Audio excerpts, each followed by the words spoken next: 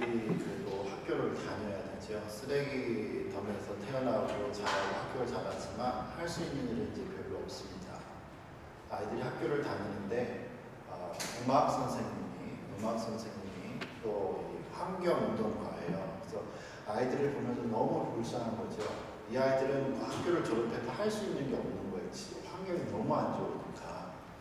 그래서 아이들에게 꿈을 심어주기 위해서 선생님이 버려져 있는 이 깡통들, 줄들, 포크 이런 거를 가지고 다양한 오케스트라에 들어가는 악기들을 이제 만듭니다. 그걸 가지고 자원봉사자들이 또 와서 그거에 맞게 플루트 만들었더라고요. 쇠파이프를 깎아가지고. 그래서 자원봉사자들이 이제 가르쳐주죠. 음악을 가르쳐주고 어느 정도 소리가 나니까 너무 신기하잖아요. 쓰레기더미에서 나오는 그 쓰레기통을 가지고 아이들 현악기, 그다음에 부는 악기들을, 그다음에 주악기, 타악기 이런 걸 다 하니까 완벽한 오케스트라에서 필요한 악기들이 다 됐습니다. 그걸 가지고 너무 신기하니까 이제 전 세계로 지금은 여행을 다니고 있죠. 얼마 전에도 한국에 다녀갔습니다. 이 유튜브 제가 한 2분짜리 그 유튜브에서 한 학생이, 거기 있는 학생이 이런 얘기를 해요. 악기가 아니었다면 저는 아무 꿈도 없이 남의 집에서 일하는 운명이었을 겁니다. 원체 쓰레기더미에서 사는 아이들이니까 일을 하는 게 뻔하다는 거죠.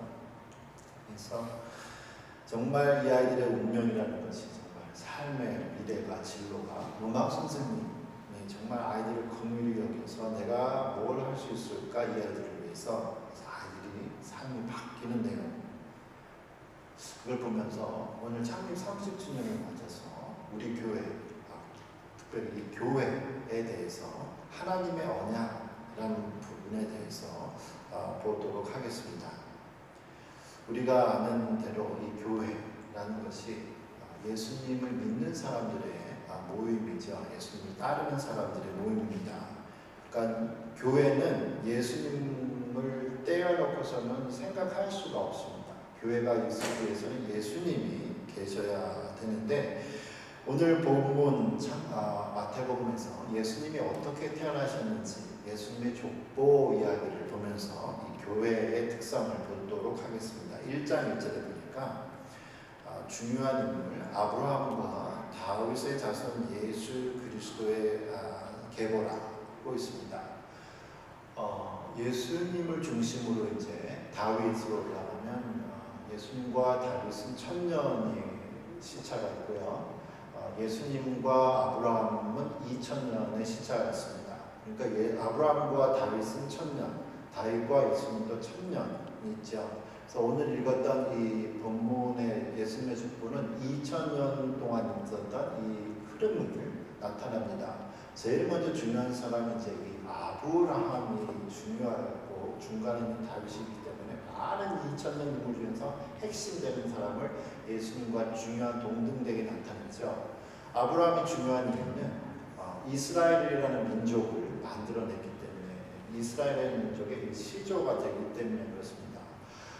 각 나라마다 이 건국 신화들, 설화들 있죠. 웅장하고 대단한 것이 있는데, 아브라함은 사실은 우리가 알고 있는 일반적인 나라의 이런 민족들의 설화보다 좀 어떻게 보면 이상한, 좀 창피할 수 있는 내용들을 갖고 있습니다.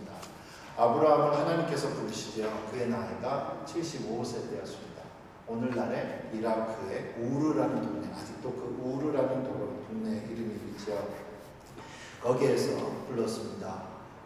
그의 전설에 의하면 그의 아버지 대대로 하는 일은 뭐였냐면 우상을 만드는 집이에요. 우상을 만드는 집.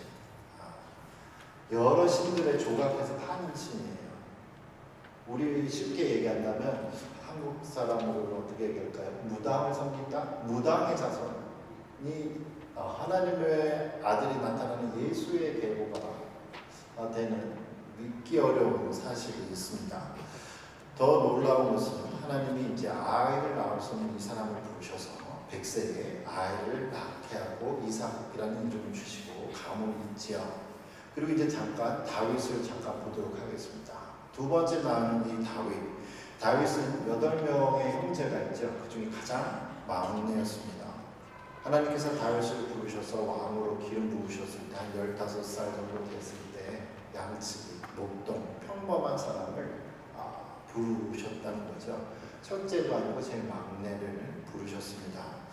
하나님께서 아브라함 말고도 다른 사람을 부르셔서 좀 가문이 좋은 사람, 우상을 만드는 사람의 후손이 아니라 좀 좋은 왕의 자손이나 누구를 통해서 예수님의 왕족을 만드실 수 있었는데, 예수님 이스라엘의 민족 별로 좋지 않은 가문에서 예수님이 나타나게 되죠. 다윗 역시도 사실 그랬고요.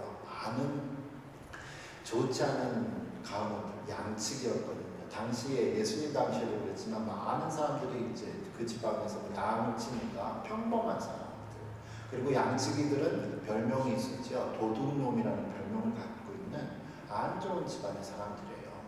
그럼에도 불구하고 예수님이 이렇게 우상을 섬기는 사람들, 도둑놈이라는 별명을 가지고 있는 양치기의 자손을 통해서 예수님을 나타내는 그 계보를 만드시는 이유는 그냥 하나님 계획이에요.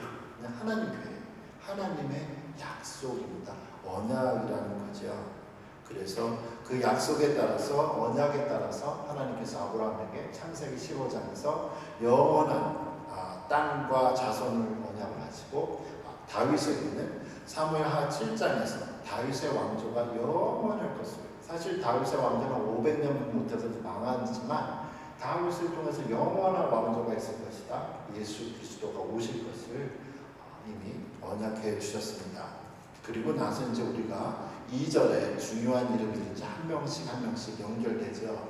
아브라함이 이삭을 낳고, 그래서 아브라함이 이삭을 낳다, 또 이삭은 야곱을 낳다. 그러니까 가문을 이어가는 사람들의 이름들이 지금 아브라함, 이삭, 그다음에 야곱, 유다, 이런 식으로 쭉쭉 나가고 있거든요. 가문을 모르는 사람, 그리고 성경의 배경을 전혀 모르는 사람들 같으면은 이삭 다음에 난 야곱, 이삭이나 야곱, 유다, 이런 사람들이 다 장남으로 생각할 수 있습니다. 네, 장남이 아니죠. 아브라함은 실제로 진짜 장남이 있었죠.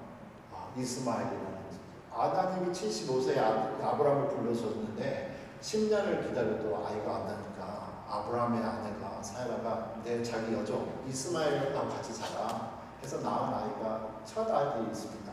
근데 하나님은 그 아이들을 인정하지 않으신 거예요. 종의 자녀이기 때문에.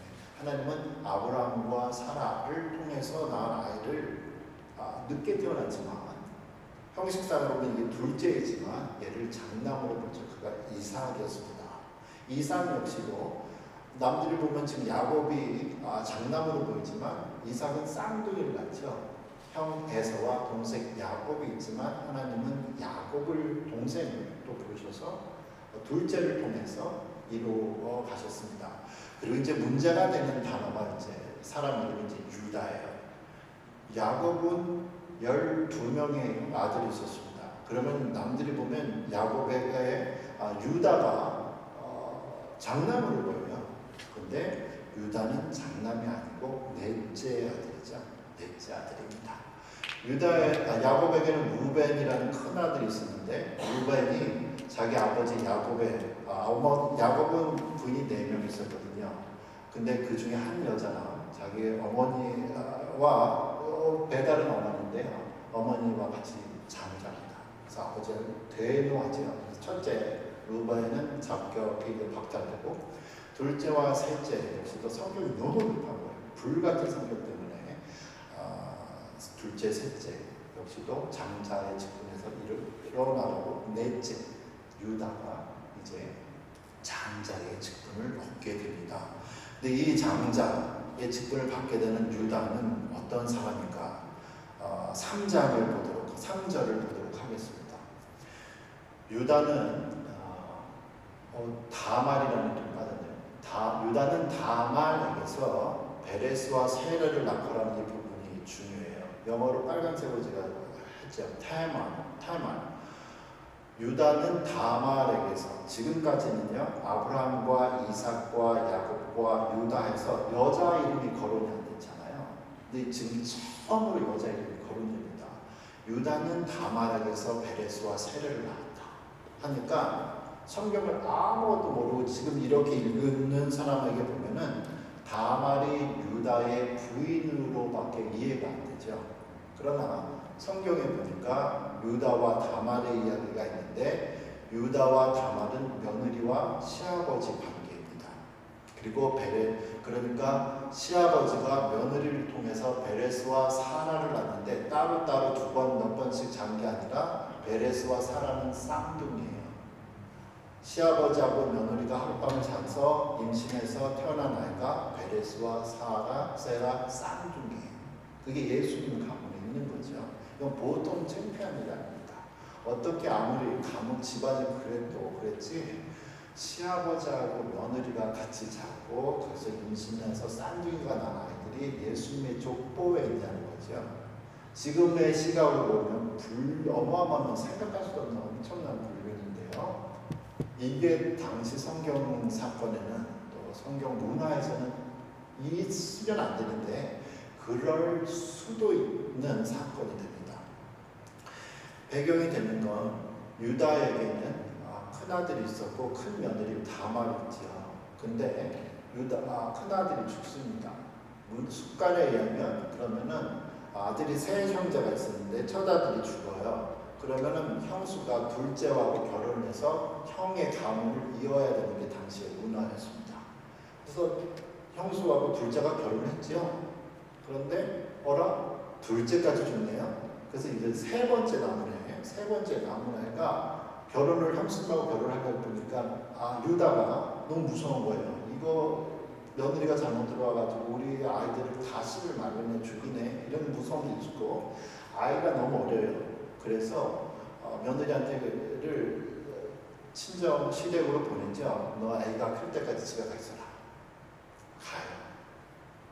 그러는 사이 시간이 지나면서 이 셋째 아이도 이제 장가갈 나이가 됐는데 시아버지가 며느리를 안 불러요. 무서워서 또 죽을까 봐. 그러는 사이에 유다가 부인이 이제 죽습니다. 그래서 법상으로 이 집안에는 유다 자기 시아버지도 싱글이고 며느리도 싱글인 거예요. 법상으로 보면. 그리고 이제 셋째 아들을 이제 줘야 되는데 줄 생각을 안 해요. 당시에 여자들이 결혼해서 아기를 못 낳으면 너무 큰 죄, 수치 이런 거이기 때문에, 그리고 난 이 집에 귀신이기 때문에 유다 집에 가서 씨를 너무 낳아야 되는 사명감, 너무 이런 마음들, 강박감요, 이런 거에서 어느 날 아버지 시아버지가 장례를 보내고 나서, 장례식 끝나고 나서 시간이 지나서 며느리가 살는 동네를 이제 지나가게 되죠. 그거를 며느리가 소문을 들었어요. 이거 하면 안 되는데, 지금 시각은 당시의 문화에서도 하면 안 되는데 어쩔 수 없이 여자가 자기를 창녀로 가립니다. 숨기고 아버지를 유혹하죠. 그리고 하루를 텐트에서 자요. 그리고 임신을 했어요. 그리고 나중에 소문이 들리죠. 임신했다는 소문이. 자고 왔는데 이 여자가 하는 말이, 나는 누군지 모르지만 이 정표를 나한테 준 사람이 이 아이들의 이걸 통해서 내가 임신했습니다. 보니까 유다가 자기가 준 정표예요. 그래서 너무 창피해서, 그래서 유다는 뭐라고 하냐면, 자기가 셋째를 줬어야 되는데 안 주고 나서 이러한 일을 한 이 여자가 나보다 더 의롭다라는 표현을 선택했습니다. 그러니까 우리의 시각으로는 이해가 안 되는데 당시의 시각으로는 시아버지가 봐서도 이 못된 여자, 며느리가 게 아니라 이렇게까지 아이를 낳아서 가문을 이으려고 하는 이 며느리를 의롭다고 봤어요. 이런 식으로, 이런 놀라운, 좀 남들이 보면 숨기고 싶은 얘기들이 성경에는 많이 있습니다.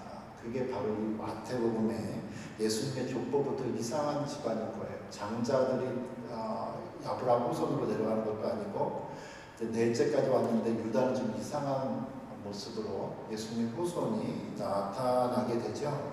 그리고 나서 이제 5절과 6절에 보도록 하겠습니다.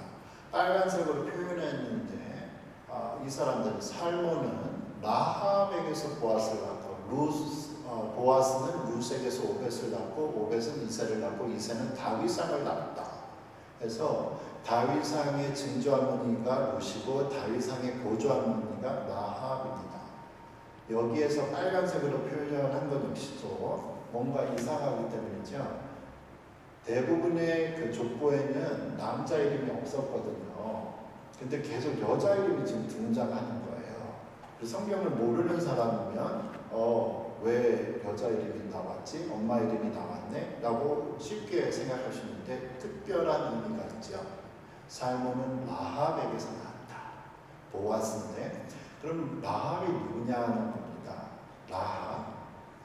라합은 모세 후임자였던 여호수아가 약속의 땅을 정복했을 때 여리고성에 있었던 창녀죠.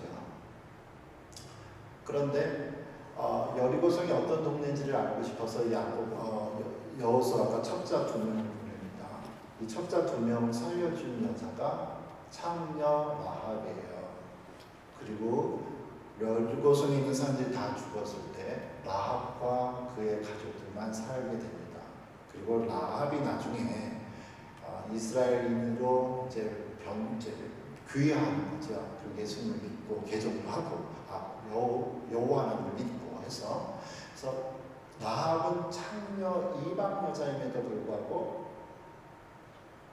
하나님을 두려워하고 이스라엘이 첩자들을 살려주었고 해서 다윗의 보조할머니가 된다는 사실이죠.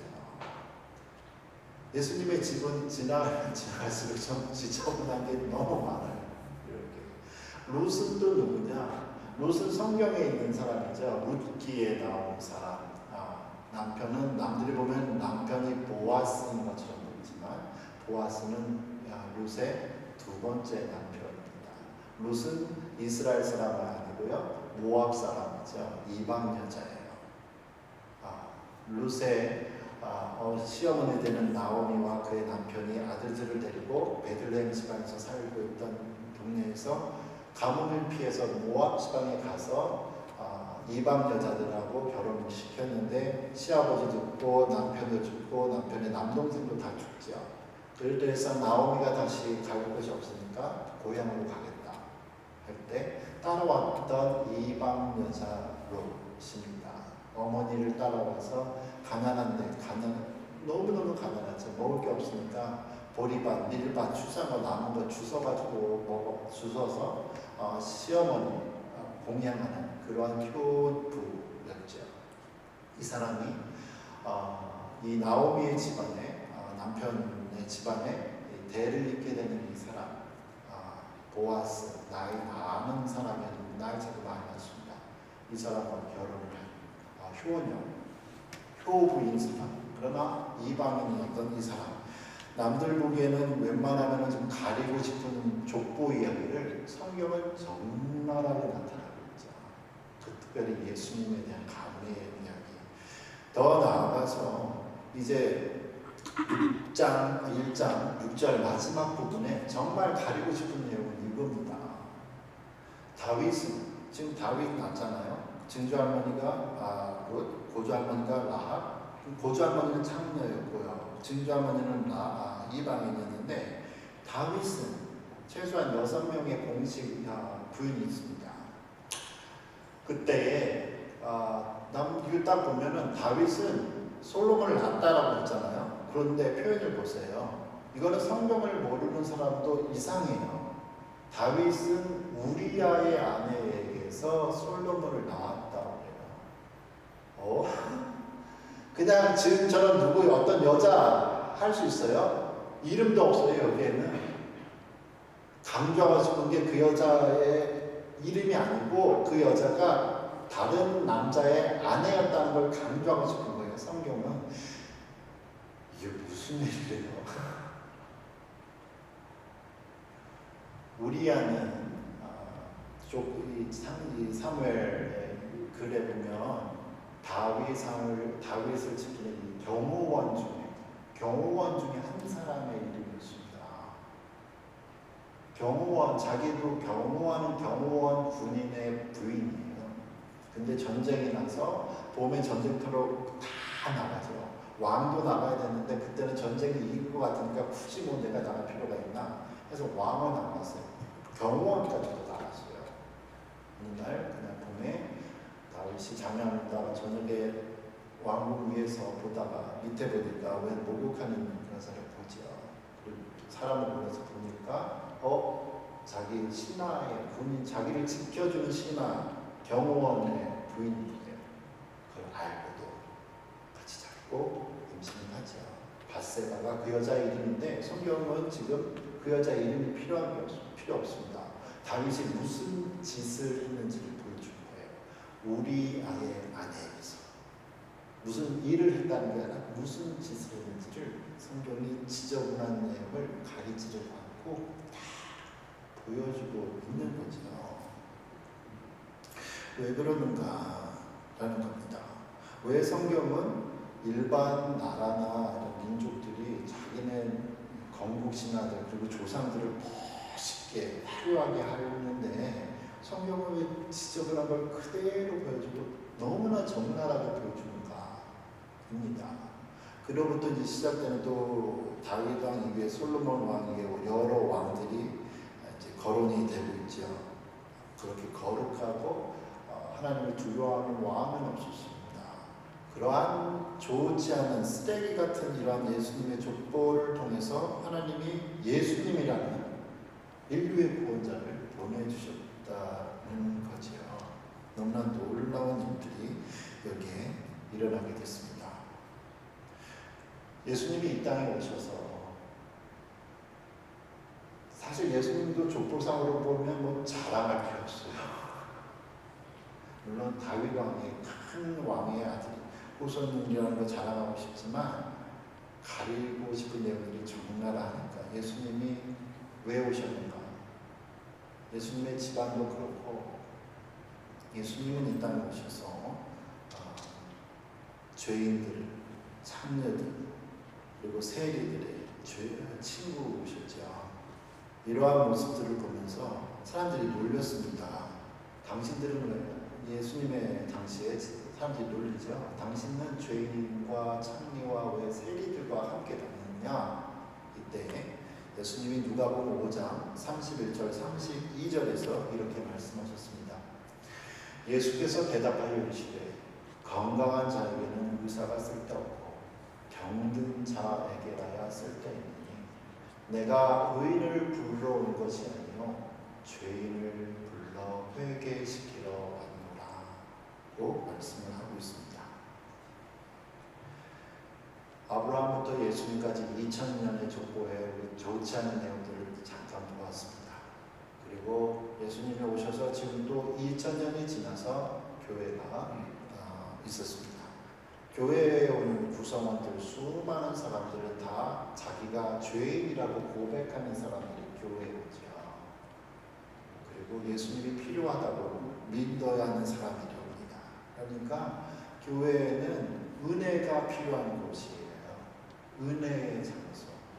사람이 어떠한 사람이냐 무슨 일을 했느냐가 중요한 것이 아니라 다윗과 아브라함에게 하나님께서 언약을 맺으셔서 영원한 왕조를 땅을 주시겠다고 하신 것처럼 하나님께서 예수님을 통해서 교회를 세우시고 누구든지 예수님을 부르면 예수님을 오게 되면 예수님을 의인을 부르러 온 게 아니라 죄인을 부르러 오셨다고 하시기 때문에 우리가 많은 허물이 있지만 우리를 통해서 하나님께서 귀한 일을 하시지요.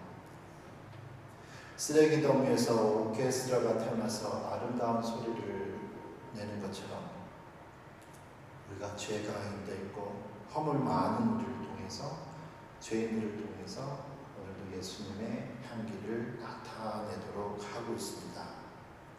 우리는 그럼에도 불구하고 예수님을 항상 배반하지만 우리를 구원하신 하나님은 그 언약을 지키시지요. 우리가 하나님께 선택이 되지 않았다면 우리도 그 오케스트라, 쓰레기 오케스트라 담은 여학생이 한 말처럼 내가 악기가 아니었으면 나는 남의 집에서 일하는 신세밖에 못했습니다 했는데, 우리가 예수님이 아니었다면, 예수님이 세우신 교회가 아니었다면 우리 역시도 죄 속에 있을 수밖에 없었는데 우리가 부름을 받았습니다. 거룩한 주의 자녀가 되었습니다.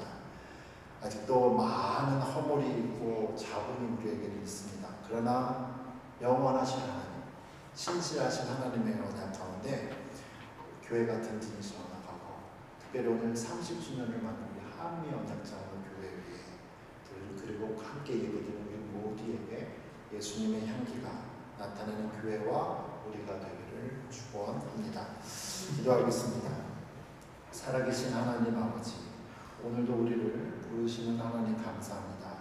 많은 허물들이 우리에게는 있습니다. 그러나 그러한 모든 허물들을 갖고 있음에도 불구하고 은혜를 베푸시고 하나님 죄인들을 부르셔서 예수님을 믿게 하시고 또 교회를 만드시는 하나님,